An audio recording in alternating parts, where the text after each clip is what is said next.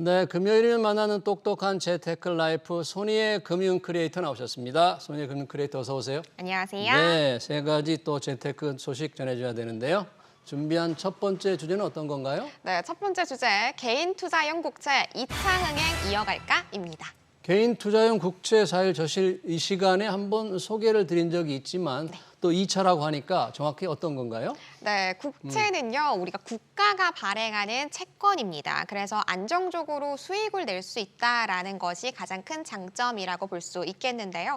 다만 그동안 개인은 국채 투자에 접근하기가 쉽지 않았습니다. 작년 6월 기준으로 국채 보유 비중은 기관이 80%에 달했지만 이 개인은 1.2% 정도에 불과했습니다. 이에 따라서 정부는 지난달 개인 투자용 국채를 내놓게 된 거죠.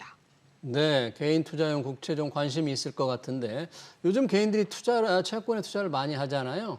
일반 채권 투자와 어떻게 다릅니까, 이게? 네, 개인 투자용 국채 같은 경우에는 시장 금리의 영향을 받지 않는다라는 점에서 우리가 일반 채권 투자와 큰 차이점이 있다라고 정리를 할 수가 있겠습니다. 일반 채권 투자는 시장 금리가 내려갈 때 채권 가격 상승에 따른 자본 차익을 얻을 수가 있는데요. 개인 투자용 국채는 가산 금리, 연복리, 분리과세 등의 장점을 가진 장기 저축 용도다라고 볼 수 있겠습니다. 네, 지난달에 이제 첫 번째 청약을 했잖아요. 당시 첫 번째 때는 어땠습니까? 네, 출시 첫 달이었죠. 지난달에는 20년물 같은 경우에는 이 목표 물량에 미달했지만 10년물 같은 경우에는 3.49대 1의 경쟁률을 기록할 만큼 꽤나 성공을 했다, 흥행을 했다라고 표현할 수가 있겠습니다. 올해는 우리가 총 1조 원의 채권이 발행될 예정인데요.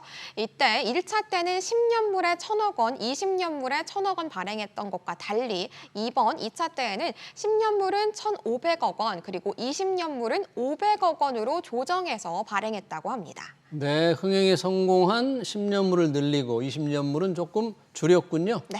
이번에 발행되는 이 국채의 금리는 어떻게 됩니까? 개인 투자용 국채 같은 경우에는 표면금리에 더해서 우리가 만기 상환 시에는 이 가산금리도 함께 적용을 하는 방식으로 이루어져 있습니다. 이 표면금리는 전월 발행한 같은 연물의 국고채 낙찰금리가 적용되고 가산금리는 최근 시장 상황을 고려해서 적용되는데요. 이달 발행되는 국채의 적용금리는 10년물은 3.425%, 20년물은 3.725%입니다. 현재 3%대 중반인 은행 정기예금의 금리와 비슷하거나 소폭 상회하는 수준이다라고 볼 수 있겠습니다. 네, 표면 금리가 저렇게 되면 3.425 또 3.725%, 만기가 되면 수익률은 좀 더 높아지죠? 네, 맞습니다. 특히나 이 개인 국채 같은 개인 투자용의 국채 같은 경우에는 복리 구조로 이루어질 수 있어서 우리가 더 많은 이자를 얻을 수 있다라는 게 가장 큰 장점이라고 볼 수 있겠습니다. 이 복리는 원금에 이자를 더한 다음에 여기에 또 이자가 붙는 구조라서 일명 눈덩이 효과를 낼 수 있다라는 게 특징인데요. 가령 A씨가 이달 발행되는 20년물 개인 투자용 국채 1억 원어치를 산다라고 가정해 본다면 국채 수익률은 복리가 적용돼서 108%로 이자 약 1억 780만 원을 받게 됩니다. 단리 예금 상품에 1억 원을 넣는 것보다 3천만 원 정도를 더 높은 이자를 챙길 수 있다라는 게 장점으로 볼 수 있겠죠. 네, 20년물 기준으로 108%, 물론 이제 세전 기준이긴 합니다만 10년짜리는 어떻습니까? 네, 이달 기준으로 10년물에 우리가 투자를 한다라고 했을 때는 세전 만기 수익률이 40%, 그리고 연평균 수익률로 환산했을 때는 4%라고 볼 수 있겠습니다. 안정적인 데다가 또 금리가 내려간다고 하더라도 예적금을 웃도는 수익을 우리가 챙길 수 있다라는 것을 장점으로 꼽을 수가 있겠죠. 네, 이 개인 투자용 국채 또 세제 혜택이 장점이죠? 네, 맞습니다. 이 만기까지 보유를 하게 된다면 이자 소득이 14%로 분리과세에 적용됩니다.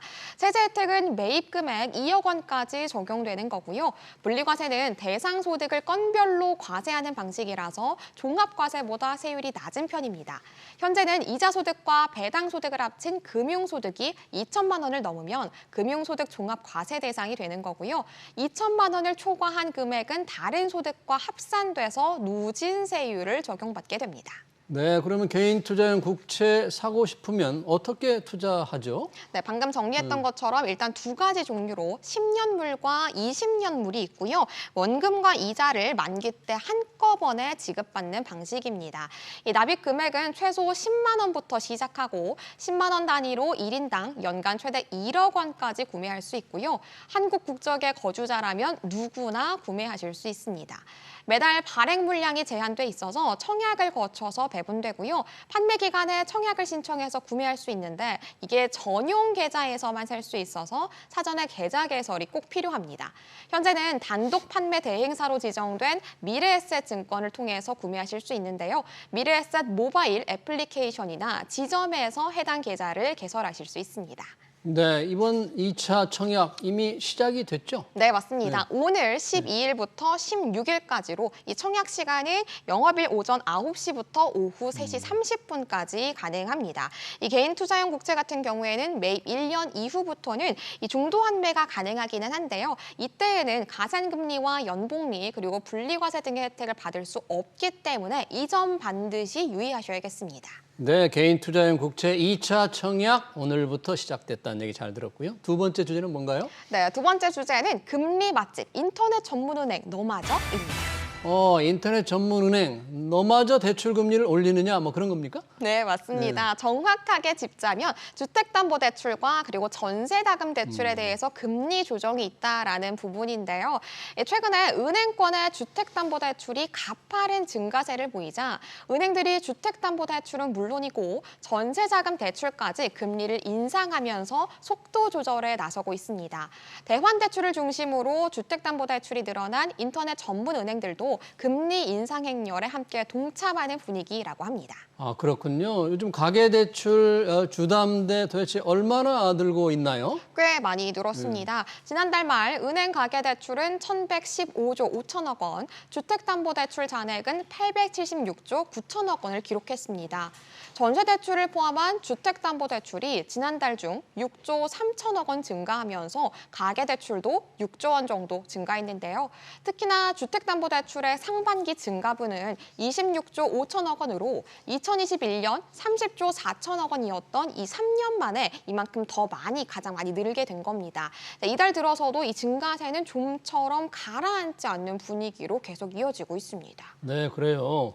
전세자금 대출 금리는 얼마나 오르게 됐나요? 네, 일단 KB국민은행부터 먼저 짚어보겠습니다. KB국민은행은 지난 3일 부동산 담보대출 가산금리를 0.13%포인트 인상한 것에 이어서 지난 11일부터 전세자금 대출 상품의 금리를 최대 0.2%포인트 인상했습니다. 네, 다른 은행들도 지금 따라서 다 올리는 건가요? 네, 맞습니다. 네. 신한은행 데이터도 한번 가져와 봤습니다.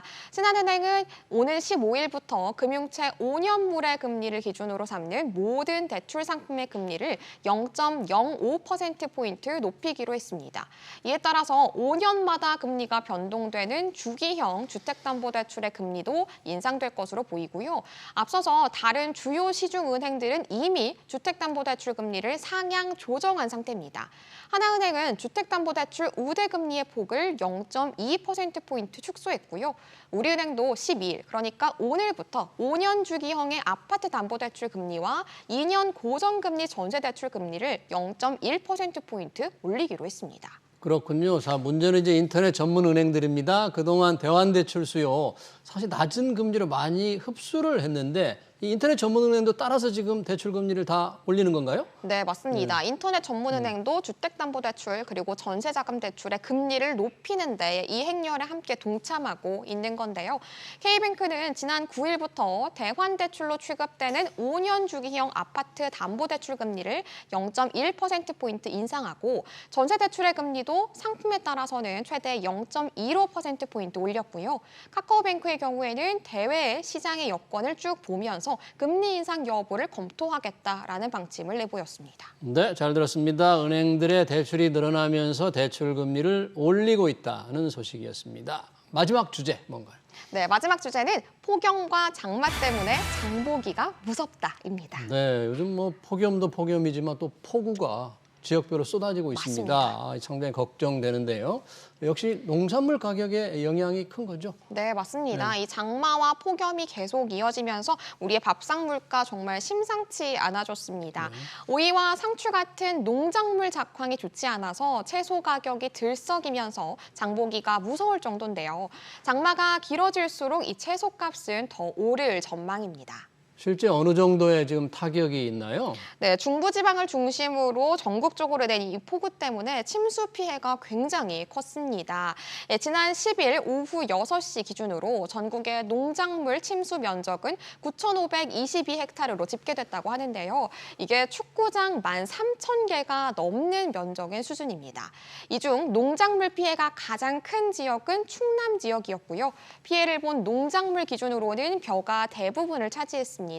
그 뒤로는 콩, 고추 등이 다수 침수됐고요. 이 밖에 수박, 포도, 멜론, 참외 등 과일 및 과채류도 다수 침수 피해를 입었습니다. 침수 피해가 크다 보니까 채소류, 이 농작물 가격이 다시 오를 것 같은데 실제 어떻습니까? 네, 장마가 계속 지속되다 보니까 이 배추나 상추, 시금치 등의 농작물의 일부의 품목 가격은 계속 상승세를 보이고 있습니다. 지난 10일 기준으로 시금치 소매 가격이 100g에 1,338원으로 지난달보다 74%나 올랐습니다. 상추의 소매 가격은 100g에 1,227원으로 전달보다 38% 상승했고요. 다만 지난해 그리고 평년과 비교했을 때에는 낮은 수준입니다. 네, 지금 상승률 분목별로 조금 다르게 나오는데 이 장마철 늘 채소 가격이 오르잖아요. 그 정도 수준입니까? 아니면 어떻습니까, 지금? 사실 이 기상학계의 의견을 한번 들어보면요. 올 여름에는 예년보다 많은 비가 내릴 것으로 보고 있다라고 합니다. 따라서 장마가 예년보다 길어져서 이 과일과 채소류가 정상적으로 출하되지 않을 경우에는 상황이 많이 달라질 수 있다라는 우려가 나오고 있는 상황입니다. 네, 그렇군요. 자, 이 유통업체들도 이런 장마철 대비해서 뭔가 이 가격, 품질 다 준비를 하고 있을 것 같은데 어떻게 대비하고 있나요? 네, 여러 가지가 있더라고요. 이마트와 롯데마트, 홈플러스 등 주요 대형마트는 산지를 다변화하고 장마에 취약한 엽채류 등은 스마트팜 재배를 통해서 수급을 확대했습니다. 그리고 GS25 등 편의점 업계에서는 외관상 상품성은 떨어지지만 맛과 품질에는 이상이 없는 이 못난이 채소를 저렴한 가격에 판매하고 있고요. 롯데마트와 롯데슈퍼는 14일까지 시세보다 평균적으로 30% 정도 저렴한 상생 배추, 무, 깐마늘을 판매한다고 하니까요. 이런 행사를 한번 이용해 보시는 것도 좋을 것 같습니다. 네, 잘 들었습니다. 금요일에 만나는 똑똑한 재테크 라이프 여기서 마치겠습니다. 소니의 금융 크리에이터였습니다. 고맙습니다. 감사합니다. 네.